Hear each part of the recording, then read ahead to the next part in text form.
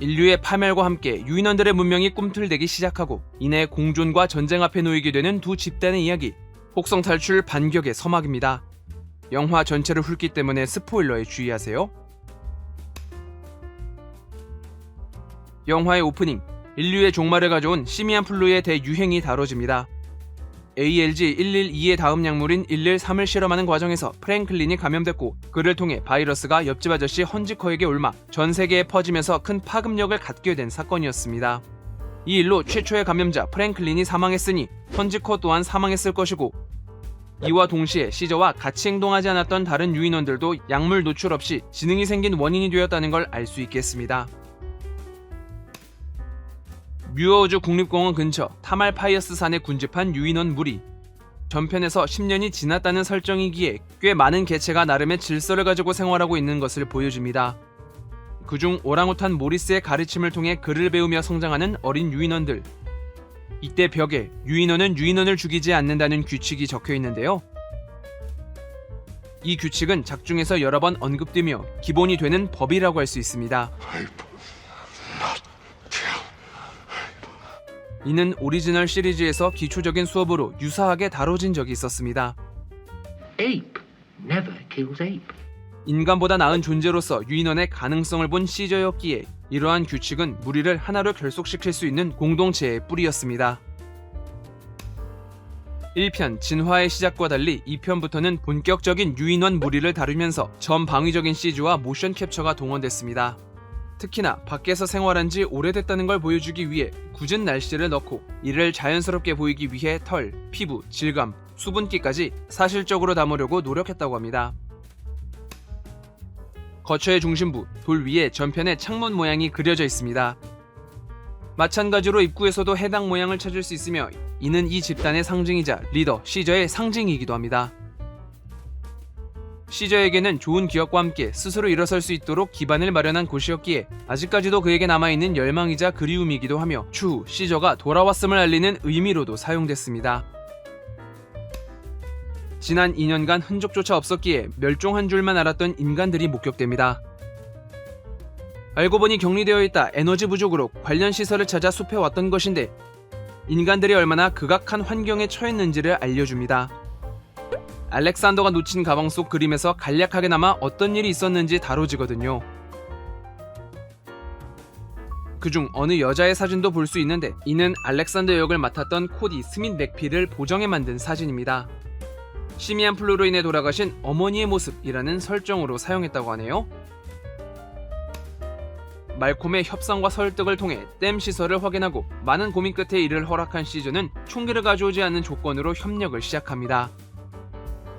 그런데 이를 불신한 카버가 몰래 총을 숨겨왔고 분노한 시저가 나서자 말콤은 언제 알았는지 시저의 이름을 말하는데 Don't, Caesar, no! 삭제 장면에서 통성명을 한 적이 있었습니다. Malcolm. Caesar. 코바는 인간에게 친화적인 시저의 태도에 불만이 가득합니다.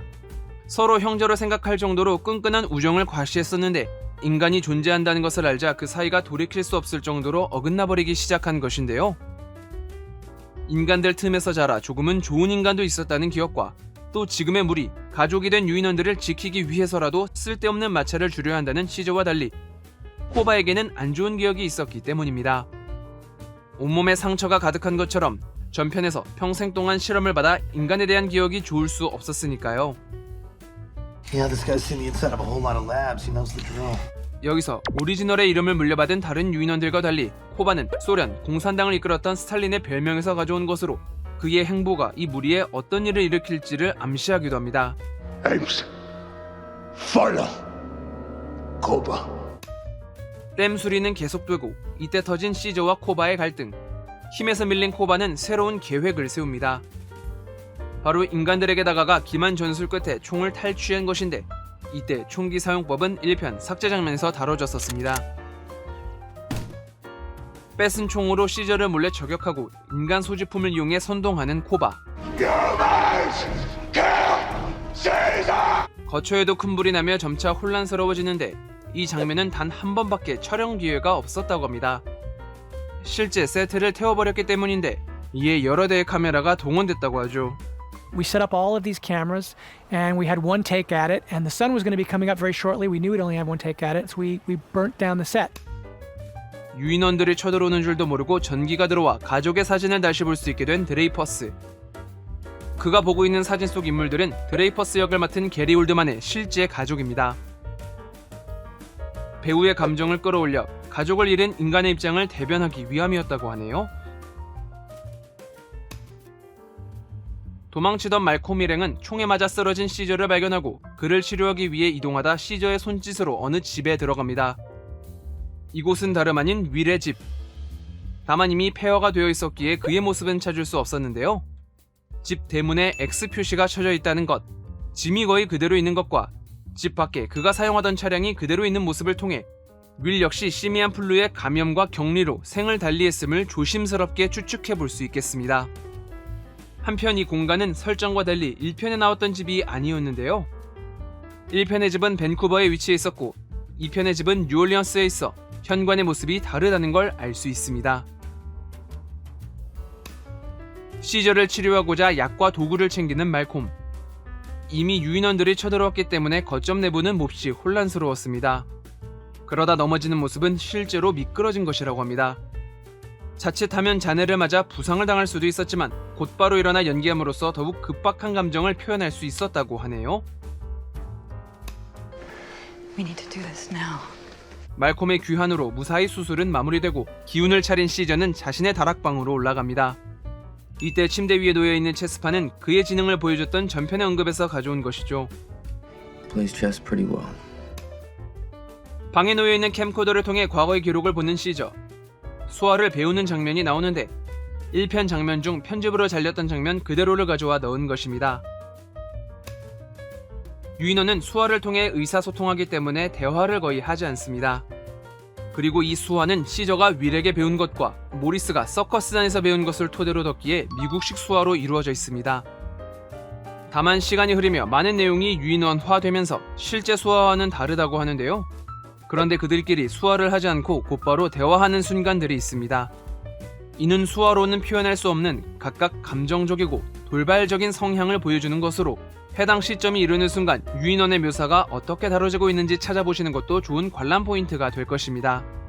Father, let me help you. Caesar has no place. 시저의 아들 푸른 눈을 통해 세력을 회복하고 이들은 지하철 선로를 통해 도시 내로 이동합니다.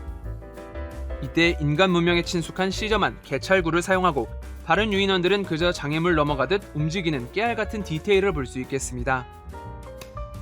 C4. They're gonna take down the whole tower. 타워에 올라간 유인원들을 대신해 이들을 막아서는 말콤. 말콤은 유인원, 특히 시저의 입장을 이해하고 이 갈등을 막을 수 있는 존재라는 걸 알고 있습니다.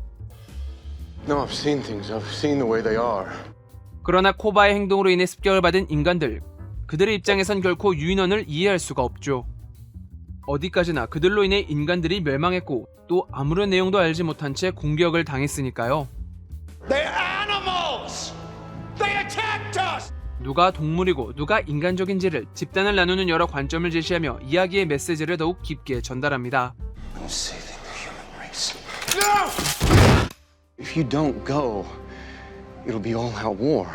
아무리 막으려고 한들 이미 벌어진 사건을 수습하기엔 너무나 멀리도 와버린 상황. 이는 곧 다가올 후속작을 암시합니다. War has already begun. 혹성 탈출 오리지널 시리즈를 통해 인간의 몰락과 유인원의 문명화를 다뤘던 만큼 이러한 결말을 미리 정해두고 그에 맞는 방향으로 향하도록 이야기를 진행시켰다고 합니다. 저항하기도 전에 거대한 운명의 흐름을 직격하고만 시저. 서로의 입장이 이해되는 전개를 보여준 만큼 그 누구의 편도 들 수 없는 제가 참 어색하게 느껴지는 건 무엇 때문일까요? 제가 준비한 영상은 여기까지입니다. 좋아요와 구독 버튼 눌러주시면 영상을 만드는 데 큰 힘을 받을 수 있습니다. 그럼 저는 다음 영화인 3편 혹성 탈출 종의 전쟁으로 찾아뵙겠습니다. 감사합니다.